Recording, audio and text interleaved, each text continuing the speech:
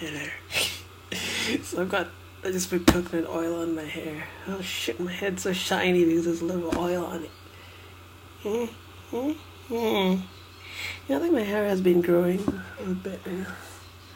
That biotin, or I don't know, just generally. I think I have to say, my skin is so soft. It's like, it is so soft all over the place. It's amazingly soft. It's like butter. It's like, it feels like I could just do this and my skin could come off. And it's nice. Well, I don't want my skin to come off, but so that's something I've really noticed. It's like my skin has become so soft. Probably because of the hormone implant, but also like I think after the surgery, I think the hormones have been more effective. I don't know, but I've noticed that it's become very soft, and like maybe it's because of like after 2 years, it's sort of cumulatively, it's sort of your body changes a bit more or something. Like my legs, for instance, they're like like there's a lot more fat there than muscle, because it's like when I'm lying on the bed, I can just feel like it's like jelly. It's like where is my muscle? So it's like so yeah, the whole body is very like soft, like anyway. So yeah, nice to hear that. But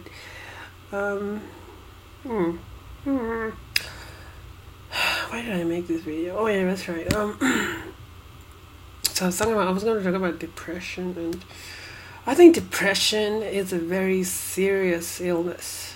I'll link to this image. I think I tweeted about it. Just talks a little bit about depression in a very, simple or a nice condensed way or whatever. But depression is like and notice this. People think depression is just like, well, I used to think that depression was just like, whatever. It's sort of, okay, maybe a pill will fix it or something. But no, it's actually quite complicated, and it's very individualized. Like the reason one person might be depressed might be different from why someone else is depressed. It might be a combination of lifestyle, chemical imbalances. It might be life circumstance, lots of things, or maybe a certain pattern of thinking. But the depression causes you to feel hopeless. That's the I think the primary characteristic. I feel like it just makes you feel hopeless. It makes you feel it robs you of all desire and interest to want to live. Like you don't feel interested in anything. You don't want to do anything. You just want to go to sleep all day. Or it can lead to this spiral of So I have suffered through that for like. Ever since I was 18, I think I've been dealing with depression. I didn't even know it when I started off, because to me, at that stage, I wasn't really, I was like most people, like, oh, this is just stupid, whatever. I didn't take mental health that seriously. So even if I was feeling low or depressed, I wouldn't take my own problem seriously. I thought, oh, just toughen up or just get on with it, So, and that kind of attitude is persisted for years and years and years, and that's why one of the reasons I wouldn't seek help was, what's the point? This is just stupid or whatever. I would have that kind of cynical attitude. And I would feel like, hey, I'm not really mentally ill. How can I be mentally ill? That doesn't make sense. I'm like a normal person. I thought being mentally ill means like you gotta have some severe condition or whatever, like really like brain trauma or some kind of thing like that. like maybe schizophrenia or something like that. Whereas depression and like, well, it's just depression. It's not that serious or whatever. But depression can destroy your life. Like looking back on it, if I had sought help if I had taken it seriously much earlier in life, and if I really told myself, okay, I'm gonna first you gotta acknowledge you have a problem, and then you gotta say, okay, I'm gonna try and deal with this. Maybe I would have been better cope with it. I'm not saying you can get rid of depression. It might be something you just have to manage or whatever. But the point is, there's this kind of social attitude, like, oh, the mental health, is just not a bit, it's this kind of stigma. And I was also perpetuating the stigma. It's like, oh, so I'm not going to take this seriously,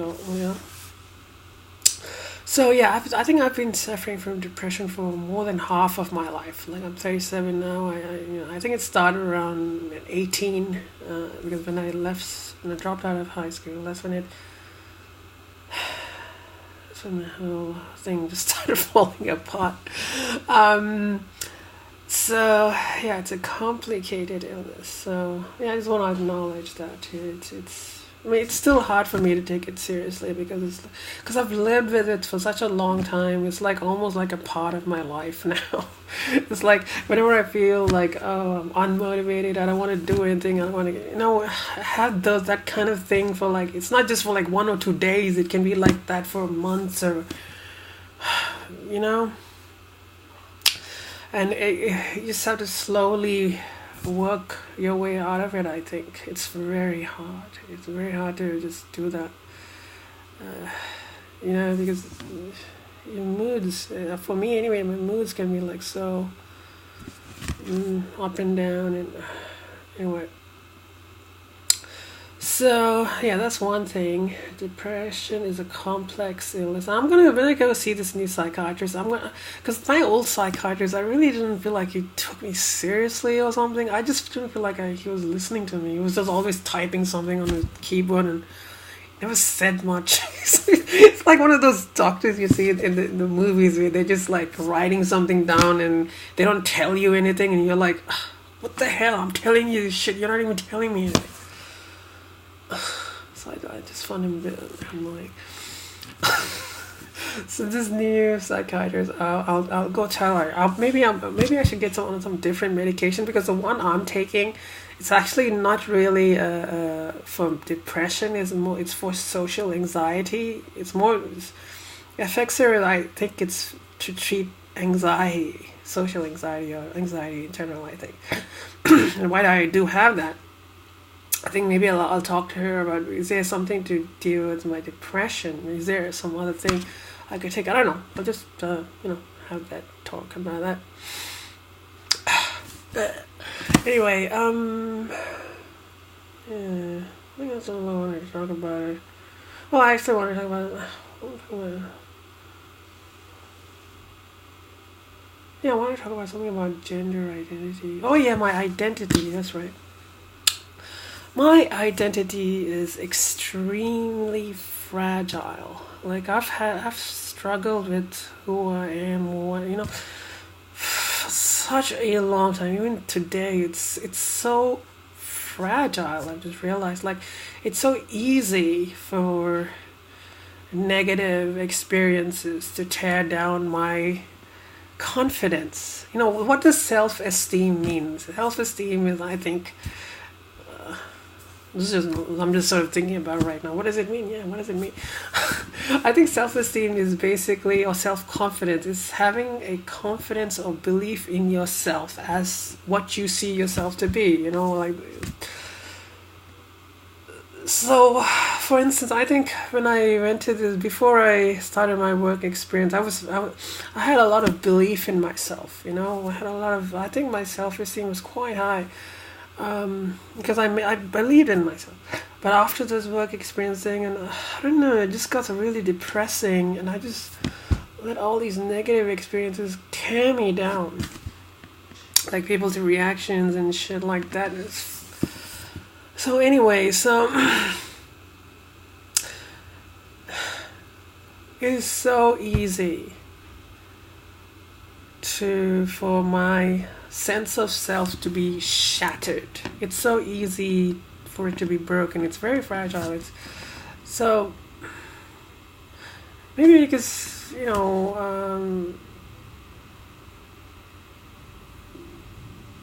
I'm in my early stages of transitioning. I've done a lot of the physical stuff, but this mental, like getting used to, getting confidence in yourself. You believe in yourself, and then you hear all these negative things, and then people say about trans people, and also maybe even about me or whatever, or just negative reactions, and it just hurts you, and it just breaks down your confidence. Just like, oh.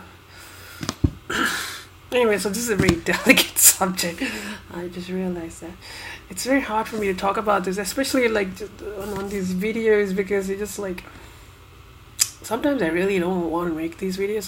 That's another thing I was thinking about. Like sometimes making these personal videos because you're making yourself vulnerable. Every time I make a video, I'm making myself vulnerable, and I'm just. Like even now when I'm trying to talk about my identity and all of that, I still feel like I don't have the confidence to assert what I'm thinking, because I just have all these negative voices in my saying, "Oh, shut up!"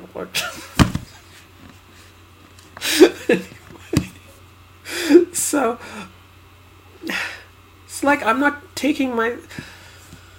There's a lot of pain in here, and every time when I laugh and I joke, it's like I'm not acknowledging the seriousness and importance of these things to me.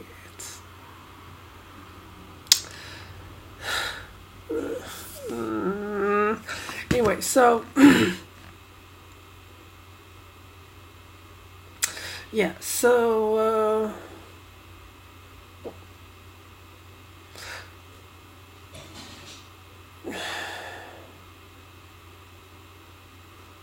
Yeah, I'm just thinking about like what do I say, like I do believe that trans people are. I mean, like I'm just gonna say what I really think. I believe trans people are very demonized. I think trans people are.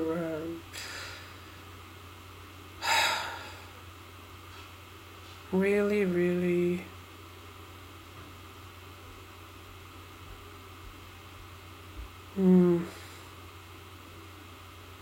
oppressed. I think this is what I think.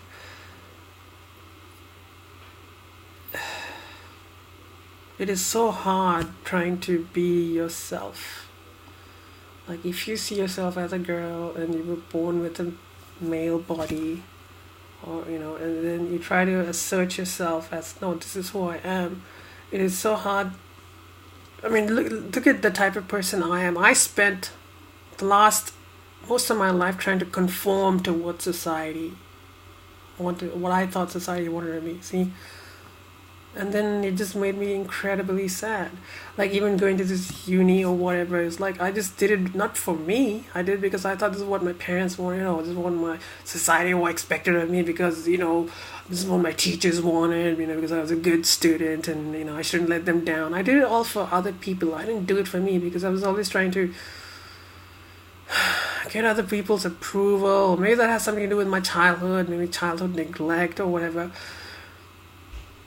The thing is, I've spent most of my life trying to conform to what I thought people wanted me to be. That's the kind of person I am. And for me to come out and try and just be myself and say, no, this is not who I am, and say it in such a radical fashion, like, no, I'm a girl, I'm not a boy, to say something like that, it's a very hard thing to do, because you're always going to get people who are like, oh, we're going to judge you, and it's just not going to. You're going to get people who won't accept that, and me, because I'm always trying to accommodate others, why should I accommodate other people's non-acceptance of my gender identity? They're not living my life. If I meet someone and they're like, "Oh, I feel uncomfortable around whatever," they might not verbalize it, but and my reaction is to always try and accommodate other people, try and make them feel comfortable, at the expense of my happiness or welfare. I'm just so tired of trying to accommodate to society or what I think society wants or what I think other people want of me. I'm so freaking tired. I spent my whole life basically trying to do that. It just made me incredibly sad. And I've done things like, made life choices to impress other people. It's not helping me at all. So anyway, as you can see, this is how my depression is all tied to this kind of thing where I'm trying to live for other people and not for me. And this is the complexity of the depression I'm talking about. So it's kind of tied together, this whole conformity, trying to be yourself, and identity, and it's all related to why I feel kind of depressed, or why I feel depressed. And it's my lack of self-confidence and, all of that self-esteem. So one of the reasons why I was having so much self-confidence a few months back was because I believed in myself. And I wasn't feeling that depressed. I remember when I was doing all of these things, going out and going to work and all of this. Even though it was difficult and challenging, I still believed in myself. So I didn't have time to be depressed because I wasn't really worried about what other people thought or whatever. And I guess I'm just trying to say that I'm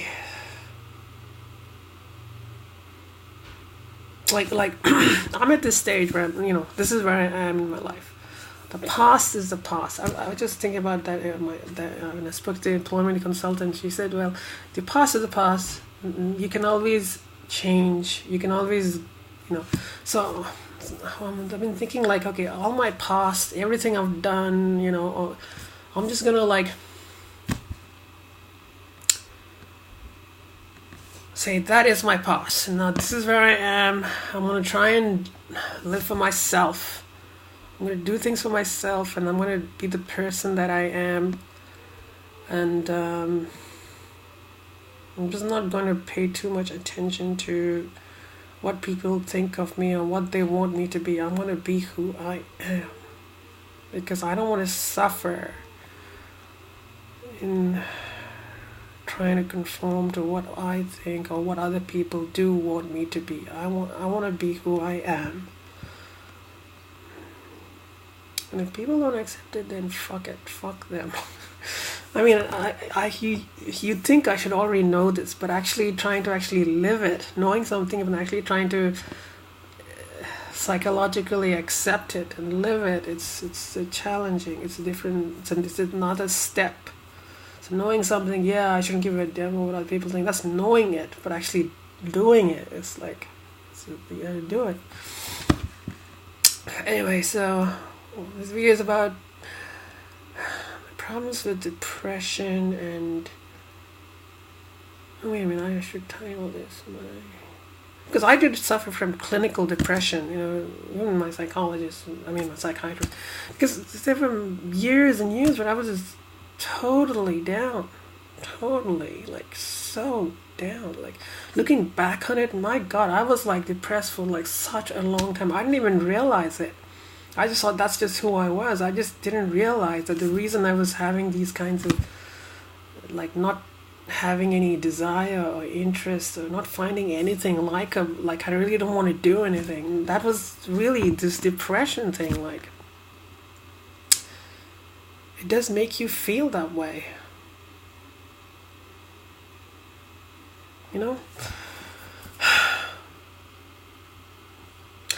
Yeah, anyway, so so I'm going to take this thing seriously and try and deal with it. And yeah, it's about making these personal videos. Like I mentioned, every time I make these videos are difficult to make. They're very this stressful, and I just want to like take a break and all that. So, yeah, so I might take a break from making all these personal videos. Yeah, sorry, I don't know when if I'll continue. Yeah, I mean, you know, my videos are all gonna stay. I'm not gonna delete anything. I've not deleted in a long time, and no, that's not. My channel stays as it is. It's just a progression of my. It's a record of my growth. So, yeah. So, oh God, if I stop doing that. Anyway, so yeah, I guess I really have to take this seriously because I don't want to continue to just live this kind of this depressed existence. Depression is a serious illness. It can sometimes it can kill. You know, people kill themselves because of the way it is. It's like so, yeah. I need to deal with this. See, making videos has been therapeutic for me. I understand that. That's one of the reasons I make it. Maybe I will make, but I don't know if I should because it is.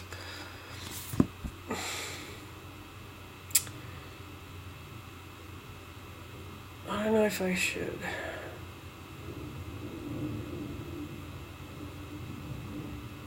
You know, maybe I should, you know, find a therapist or something and talk to them about my problems. Like if I make a video, I'll make it less personal and more like, oh, something like something else. I don't know. Anyway, I mean, you know, so I'm just thinking, what could I title this video? My struggles with clinical depression, because I have to, you know. At the moment, yeah, it's a bit. I do feel it's a depression thing. I do feel it. The lack, the hopelessness, and like, I mean, I'm just saying it like, but yeah, I do feel it. Anyway, yeah. So yeah, may take a break, may not take a break. I don't know. It's just how I feel like it. But you know, if I take a break, just know that I'm just taking a break. So yeah, but you know, so I'm just taking a break. Yeah, that's what I'm doing. I'm just letting my viewers know. So yeah, a break from making videos. That's it. Yeah, maybe.